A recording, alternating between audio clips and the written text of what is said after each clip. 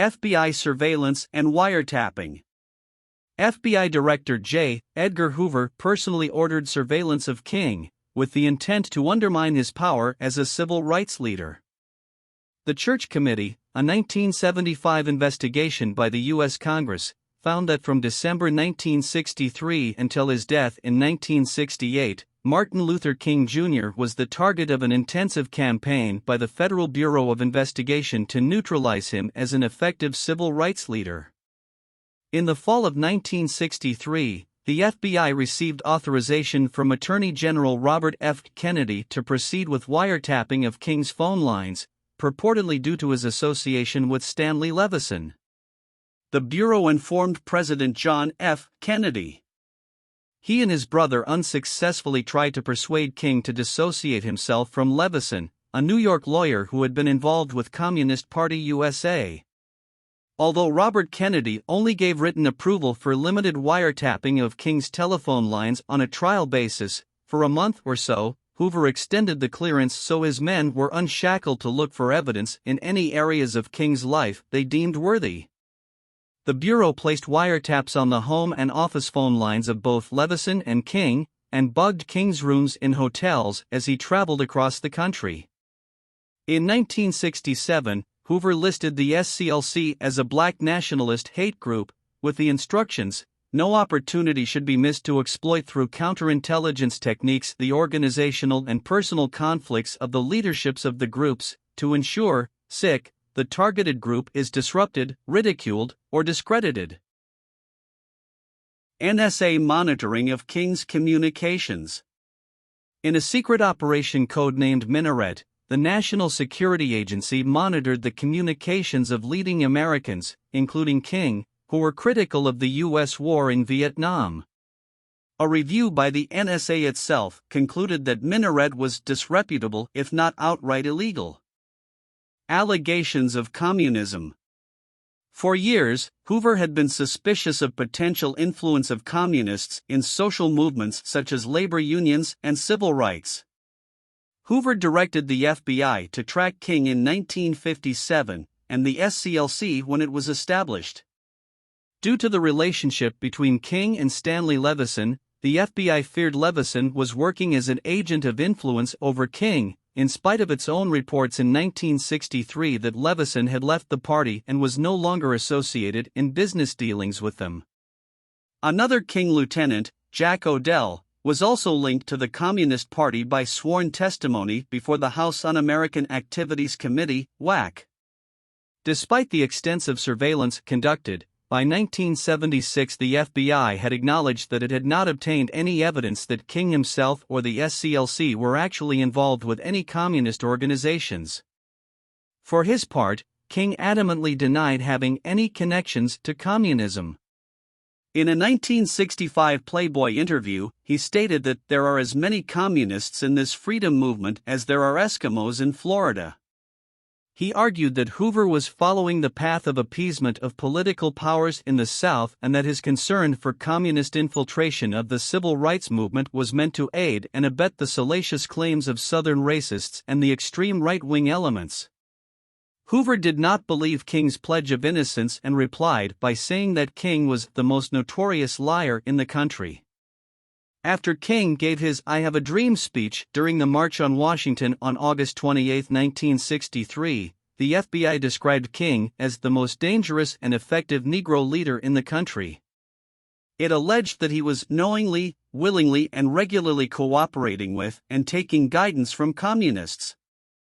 The attempts to prove that King was a communist was related to the feeling of many segregationists that blacks in the South were content with the status quo, but had been stirred up by communists and outside agitators. As context, the civil rights movement in 1950s and 60s arose from activism within the black community dating back to before World War I. King said that the Negro Revolution is a genuine revolution, born from the same womb that produces all massive social upheavals, the womb of intolerable conditions and unendurable situations. CIA surveillance. CIA files declassified in 2017 revealed that the agency was investigating possible links between King and communism after a Washington Post article dated November 4, 1964, claimed he was invited to the Soviet Union and that Ralph Abernathy, as spokesman for King, refused to comment on the source of the invitation. Mail belonging to King and other civil rights activists was intercepted by the CIA program Tlingwell. Allegations of adultery.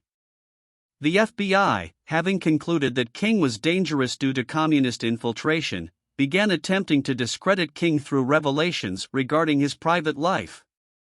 FBI surveillance of King, some of it since made public, attempted to demonstrate that he also had numerous extramarital affairs. Lyndon B. Johnson once said that King was a hypocritical preacher. In his 1989 autobiography And the Walls Came Tumbling Down, Ralph Abernathy stated that King had a weakness for women, although they all understood and believed in the biblical prohibition against sex outside of marriage. It was just that he had a particularly difficult time with that temptation. In a later interview, Abernathy said that he only wrote the term womanizing, that he did not specifically say King had extramarital sex, and that the infidelities King had were emotional rather than sexual. Abernathy criticized the media for sensationalizing the statements he wrote about King's affairs, such as the allegation that he admitted in his book that King had a sexual affair the night before he was assassinated. In his original wording, Abernathy had stated that he saw King coming out of his room with a woman when he awoke the next morning, and later said that he may have been in there discussing and debating and trying to get her to go along with the movement, I don't know, the sanitation workers' strike. In his 1986 book Bearing the Cross, David Garrow wrote about a number of extramarital affairs, including one woman King saw almost daily. According to Garrow, that relationship increasingly became the emotional centerpiece of King's life, but it did not eliminate the incidental couplings of King's travels. He alleged that King explained his extramarital affairs as a form of anxiety reduction. Garrow asserted that King's supposed promiscuity caused him painful and at times overwhelming guilt.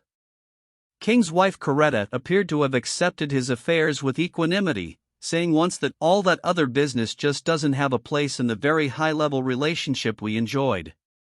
Shortly after Bearing the Cross was released, civil rights author Howell Raines gave the book a positive review but opined that Garrow's allegations about King's sex life were sensational and stated that Garrow was amassing facts rather than analyzing them. The FBI distributed reports regarding such affairs to the executive branch, friendly reporters, potential coalition partners and funding sources of the SCLC, and King's family. The Bureau also sent anonymous letters to King threatening to reveal information if he did not cease his civil rights work. The FBI King's suicide letter sent to King just before he received the Nobel Peace Prize read, in part, "The American public, the church organizations that have been helping Protestants, Catholics and Jews will know you for what you are, an evil beast. So will others who have backed you. You are done. King, there is only one thing left for you to do. You know what it is. You have just 34 days in which to do. This exact number has been selected for a specific reason. It has definite practical, significant, sick.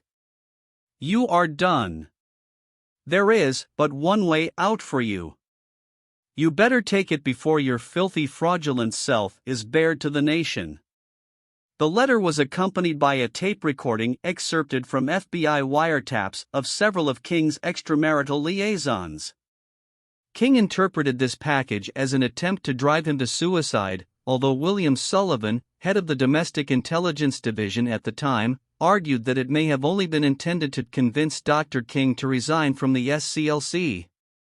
King refused to give in to the FBI's threats. In 1977, Judge John Lewis Smith Jr. ordered all known copies of the recorded audiotapes and written transcripts resulting from the FBI's electronic surveillance of King between 1963 and 1968 to be held in the National Archives and sealed from public access until 2027.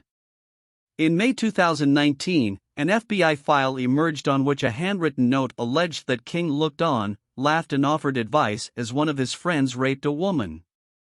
Expert professional historians of the period who have examined this notional evidence have dismissed it as highly unreliable. David Garrow, author of an earlier biography of King, wrote that the suggestion that he either actively tolerated or personally employed violence against any woman, even while drunk, poses so fundamental a challenge to his historical stature as to require the most complete and extensive historical review possible. Garrow's reliance on a handwritten note added to a typed report is considered poor scholarship by several other authorities. The professor of American Studies at the University of Nottingham, Peter Ling, pointed out that Garrow was excessively credulous, if not naive, in accepting the accuracy of FBI reports during a period when the FBI was undertaking a massive operation to attempt to discredit King as part of its COINTELPRO activities. Garrow had earlier referred to Ling's work on King, widely considered authoritative, as thoughtful, perceptive, and thoroughly well-informed. Experts in 20th-century American history, including distinguished professor of political science Jean Theoharis, the professors Barbara Ransby of the University of Illinois at Chicago, Nathan Connolly of Johns Hopkins University and Professor Emeritus of History Glenda Gilmore of Yale University have expressed reservations about Garrow's scholarship. Theoharis commented, "Most scholars I know would penalize graduate students for doing this." It is not the first time the care and rigor of Garrow's work has been called into serious question. Claiborne Carson, Martin Luther King biographer and overseer of the Dr. King records at Stanford University, states that he came to the opposite conclusion of Garrow, saying none of this is new. Garrow is talking about a recently added summary of a transcript of a 1964 recording from the Willard Hotel that others, including Mrs. King, have said they did not hear Martin's voice on it. The added summary was 4 layers removed from the actual recording. This supposedly new information comes from an anonymous source in a single paragraph in an FBI report. You have to ask, how could anyone conclude King looked at a rape from an audio recording in a room where he was not present? Carson bases his position of Coretta Scott King's memoirs, where she states, "I set up our reel-to-reel recorder and listened. I have read scores of reports talking about the scurrilous activities of my husband, but once again, there was nothing at all incriminating on the tape. It was a social event with people laughing and telling dirty jokes. But I did not hear Martin's voice on it, and there was nothing about sex or anything else resembling the lies J. Edgar and the FBI were spreading." The tapes that could confirm or refute the allegation are scheduled to be declassified in 2027. Police observation during the assassination. A fire station was located across from the Lorraine Motel, next to the boarding house in which James Earl Ray was staying. Police officers were stationed in the fire station to keep King under surveillance. Agents were watching King at the time he was shot. Immediately following the shooting, officers rushed out of the station to the motel. Merrill McCullough, an undercover police officer, was the first person to administer first aid to King. The antagonism between King and the FBI, the lack of an all-points bulletin to find the killer, and the police presence nearby led to speculation that the FBI was involved in the assassination.